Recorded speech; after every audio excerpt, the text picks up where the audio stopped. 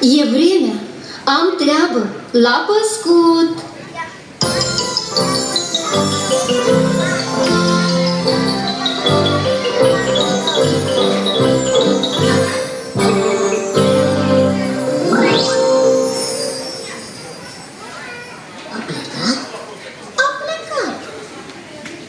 Mămucă e la coasă, iezi țopăie pe casă.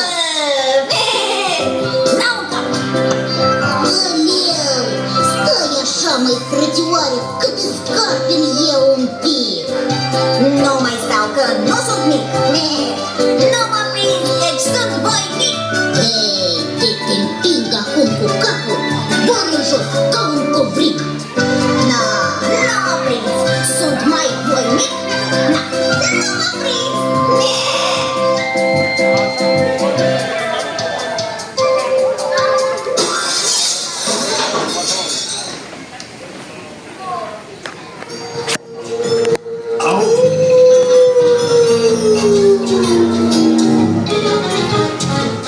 Zile grele am ajuns, stau cu minte în cod ascuns. Lupul. Prigonit de soartă dură, ghinion fără măsură. Bine a mai fost odată, bucurie de o piată, dar acum de prea mult bine am ajuns al de mine. De noroc, nesuferitul, ca un ștreang îmi strânge gâtul. Liber și independent am ajuns la faliment. Au hoinăresc pe alte vale și nu am noroc în cale.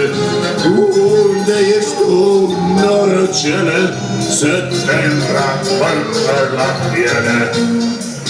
Unde ești tu, norocel, să te îmbrac pe degețele? Lupii.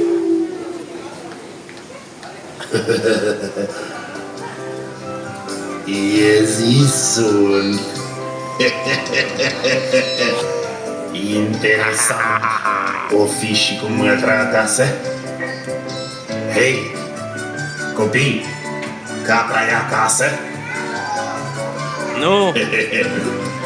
Mă zăpăciți, șmecherilor. Ei, dacă își vedem noi. E cineva acasă? Ei, cu mătră. Cu mătră. Am nevoie de un țăpoi să-mi adun o scârtă de fân. Că-i vremea ploaie și... Mama nu este. Țăpoiul e în spatele casei, nanule. Hai, ia-l de acolo. Ne-l întorci cu un braț de fân de-al matale. Bun, bun.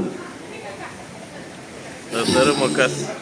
Acum-i momentul. Acușică mă pospăiesc eu.